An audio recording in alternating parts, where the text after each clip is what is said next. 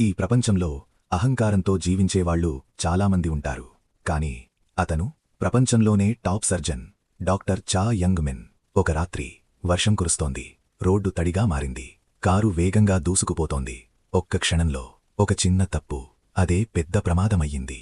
ఇంతవరకు ఆపరేషన్ చేసే డాక్టర్ ఇప్పుడు తానే ఆపరేషన్ టేబుల్ మీద పడిపోయాడు. ఆ ప్రమాదం తర్వాత డాక్టర్ కోమాలోకి వెళ్లాడు. శరీరం అక్కడే ఉంది, కాని ఆత్మ బయట.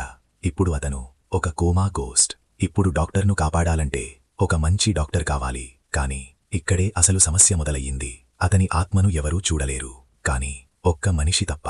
ఆ ఆసుపత్రిలో పనిచేసే ఒక పనికిరాని ఇంటర్న్. డబ్బు కొదవలేదు, అనుభవం మాత్రం లేదు. థియరీ తెలుసు, కాని చేతులు వణుకుతాయి. అయినా సరే ప్రాణాలు కాపాడాలంటే ఇదే చివరి మార్గం. అప్పుడే ఒక అద్భుతం జరిగింది.